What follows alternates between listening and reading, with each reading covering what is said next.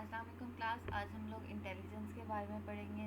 Intelligence क्या होती है, किस तरह से काम करती है। ठीक है, सबसे पहले हम देख लेते हैं कि इंटेलिजेंस होती क्या है। तो वो कहते हैं intelligence is the ability to acquire knowledge to think and reason effectively. मतलब कि इंटेलिजेंस एक आपकी एबिलिटी होती है जिसके थ्रू आप एक नॉलेज को गेन करते हो, एक्वायर करते हो, उसको काम में लेके आते हो, इफ़ेक्टिवली सोच सकते हो, रीजनिंग कर पाते हो। ठीक है, अपने इन्वायरमेंट को पॉजिटिवली अडॉप्ट कर सकते हो। ठीक है, उसके साथ डील कर सकते हो। आप कितने अच्छे से एक प्रॉब्लम आती है उसको कितने इफ़ेक्टिवली उसके साथ रीजनिंग करते हो, कितने अच्छे से नॉलेज हासिल करते हो, आप प्रोसेस कर सकते हो, आप इन्वायरमेंट में कितने अच्छे से सर्वाइव कर सकते हो। ये सब चीज़ें आपकी जहानत में काउंट होती है, इंटेलिजेंस में काउंट होती है। ठीक है, ये आपकी इंटेलिजेंस की एबिलिटी होती है कि आप कितने अच्छे और कितने इफ़ेक्टिवली आगे बढ़ सकते हो, रीजनिंग कर सकते हो, इन्वायरमेंट में गुजारा कर सकते हो, नॉलेज गेन कर सकते हो। ठीक है, अच्छा। उसके बाद अगर हम इंटेलिजेंस को हिस्टोरिकल पर्सपेक्टिव में देखें तो इसमें सबसे पहले एक नाम आता है अल्फ्रेड बिने का। ठीक है, बिने ने इसके ऊपर बहुत सारा काम किया हुआ है। उसने मेंटल एज का एक कॉन्सेप्ट दिया था। ठीक है, उसने एजम्पशंस दी थी दो कि उसने कहा था कि जो मेंटल एबिलिटी है आपकी वो एज के साथ साथ डिवेलप होती है। ठीक है, लेकिन वो कहते हैं ऑल दो वो डेवलप होती है, लेकिन जो रेट है ना कि जिस लिहाज से आपकी अगर इंटेलिजेंस तेज़ी से एक एज में आप 5 इयर्स की और आप माशाल्लाह बहुत शार्प हो, तो आप 10 इयर्स में भी काफ़ी शार्प होगे। आपकी जो मेंटल एबिलिटीज़ हैं वो उसी लिहाज से बढ़ेंगी।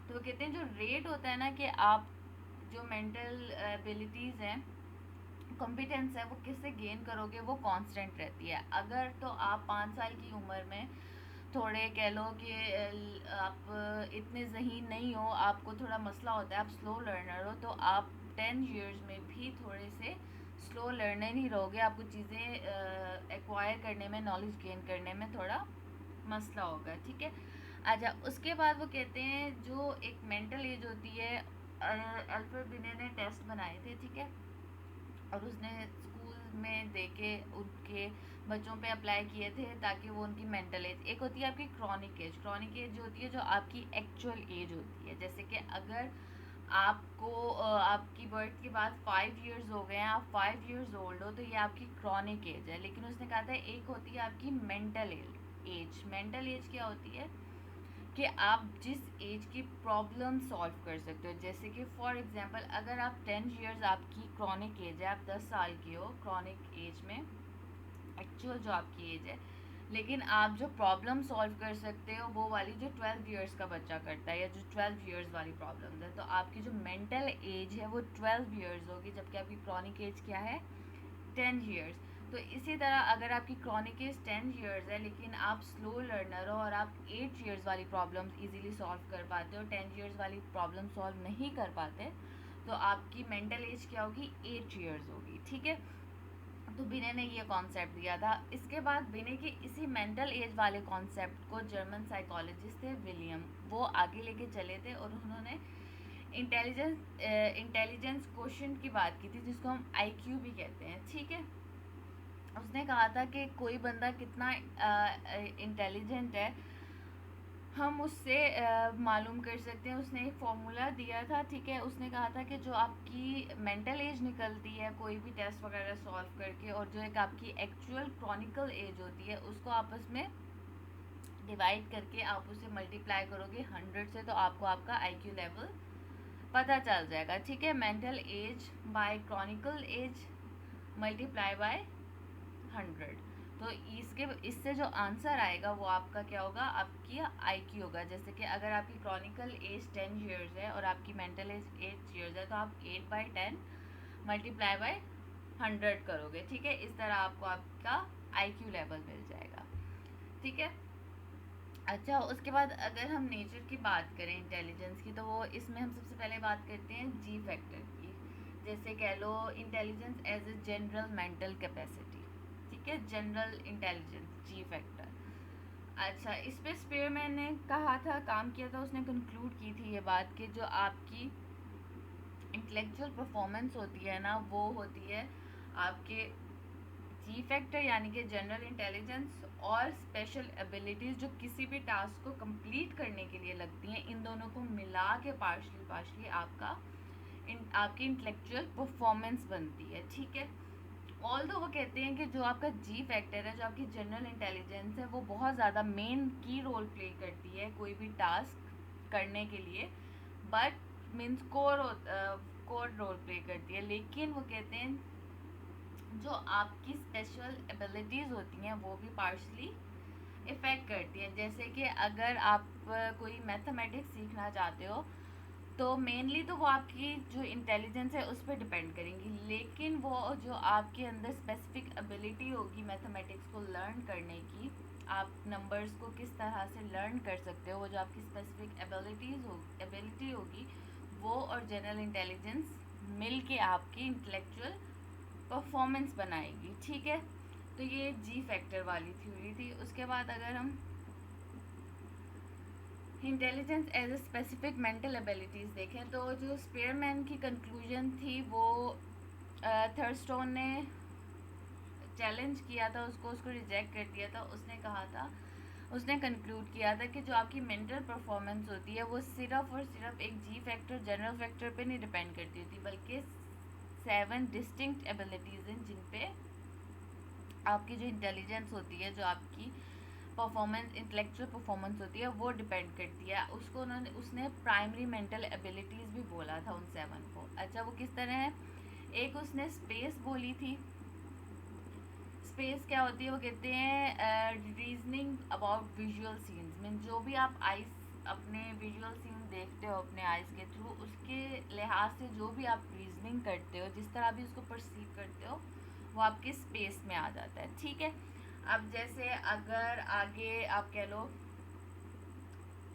वो है खाई है, गढ़ा है, कुछ भी है, आप उसे देखोगे, उसके बाद आप रीजनिंग करोगे कि आप इधर से गुजर सकते हो कि नहीं गुजर सकते, ठीक है। अगर तो वो गहरा है आप नहीं गुजर सकते, अगर इतना गहरा नहीं है और आप जंप लगा सकते हो तो आप गुजर जाओगे, तो ठीक है। वो कहते हैं जो स्पेस में वो वाली रीजनिंग आ जाती है जो आप विजुअल सीन्स के लिए करते हो। वर्बल कंप्रीहेंशन में आता है कि आप जो वर्बल स्टेटमेंट्स आपकी तरफ आ रही होती हैं, जैसे मैं आप बोल रही हूँ, उनको अंडरस्टैंड करना आपकी वर्बल कंप्रीहेंशन में आ जाता है। उसके बाद वर्ड फ्लुएंसी आता है कि जो आप कुछ भी बोल रहे हो उसमें कितने ज़्यादा फ्लुएंट हो, कितने वर्बल स्टेटमेंट्स जो हैं वो आप कितने अच्छे से प्रोड्यूस कर सकते हो जो बोल रहे हो आप, ठीक है। उसके बाद नंबर फैसिलिटी होती है कि आप नंबर्स के साथ कितने अच्छे हो।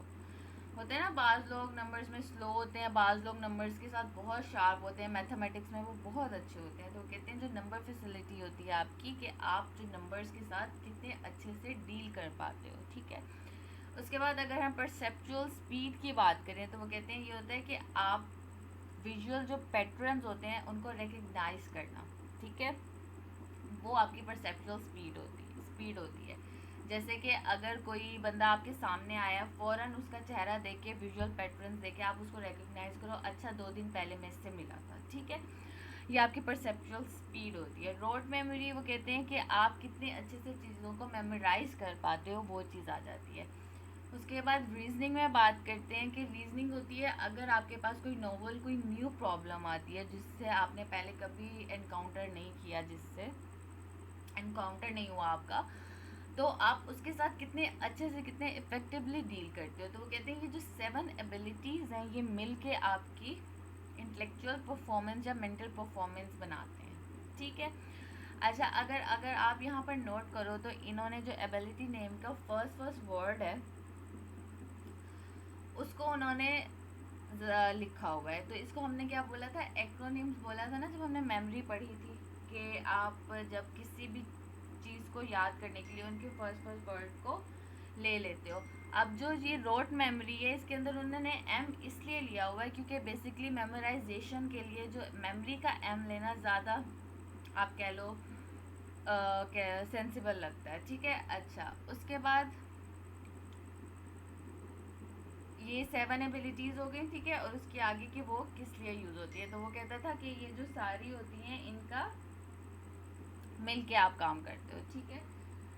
अच्छा, उसके बाद अगर हम बात करें क्रिस्टलाइज्ड और फ्लूइड इंटेलिजेंस की, तो रेमंड कैटल थे और जॉन हॉर्न, ठीक है, उन्होंने प्रपोज किया था एक नया मॉडल जिसके अंदर उन्होंने जो स्पेयरमैन ने जनरल इंटेलिजेंस की बात की है और उसकी, तो उसने उनको दो उसमें सब टाइप्स में डिवाइड कर दिया था उस जी फैक्टर को। एक क्रिस्टलाइज इंटेलिजेंस और एक होती है फ्लूइड इंटेलिजेंस। क्रिस्टलाइज इंटेलिजेंस क्या होती है, वो कहते हैं कि आपकी एबिलिटी होती है कि जो आपके पास पहले से नॉलेज मौजूद है, जो आप नॉलेज हासिल कर चुके हो, उससे आपने गेन कर लिया और उसको सेव कर लिया है, उसको करंट प्रॉब्लम्स पे अप्लाई करना। ठीक है, जैसे कि आप वो कहते हैं विकेबलरी होती है, इंफॉर्मेशन टेस्ट होते हैं, ठीक है, वो क्रिस्टलाइज इंफॉर्मेशन इंटेलिजेंस होती है, सॉरी। जैसे कि अगर आपने कोई ऐसे लिख रहे हो और आपको बहुत अच्छी इंग्लिश में या उर्दू में किसी भी चीज़ में लिखना है, तो वो कहते हैं जैसे जैसे आपको अपनी पुरानी विकेबलरी याद आएगी और आप उसे अप्लाई करते जाओगे, जो आपकी प्रीवियस नॉलेज है, जब आप उसको करंट प्रॉब्लम्स को सॉल्व करने के लिए अप्लाई करोगे, तो वो आपकी क्रिस्टलाइज्ड इंटेलिजेंस में काउंट होती है, ठीक है। अच्छा, फ्लूइड इंटेलिजेंस क्या होती है? फ्लूइड इंटेलिजेंस होती है, वो कहते हैं कि ये आपकी वो वाली एबिलिटीज़ होती है जो आपको हेल्प करती है, आपकी जो न्यू प्रॉब्लम्स आ रही हैं, नोवल प्रॉब्लम्स आ रही हैं, न्यू सिचुएशंस आ रही हैं, उनको आप किस तरह से सॉल्व कर सकते हो, जिसका आपको कोई एक्सपीरियंस नहीं होता। आपके जो पास्ट एक्सपीरियंस है, जो पर्सनल एक्सपीरियंसेस हैं, वो कोई भी सोल्यूशन नहीं प्रोवाइड कर पाते। तो जब आपकी एबिलिटी काम करती है न्यू प्रॉब्लम्स को सॉल्व करने के लिए, तो वो वाली जो एबिलिटी होती है उसको हम फ्लूइड इंटेलिजेंस कहते हैं। बेसिकली इसके अंदर आपकी स्किल्स आ जाती हैं, क्रिएटिव स्किल्स आ जाती हैं, आर्टिस्टिक स्किल्स आ जाती हैं, ठीक है, कि आप किसी भी चीज़ को कितने अच्छे से सॉल्व करते हो, आपके पास आप कितने स्किलफुल हो कि अगर आपके पास कोई आउट ऑफ द बॉक्स चीज़ भी आ जाती है तो आप उसको सॉल्व कर सको या उसको किसी भी तरह से उसके साथ डील कर सको। तो ये क्या होती है, ये आपकी फ्लूइड इंटेलिजेंस होती है।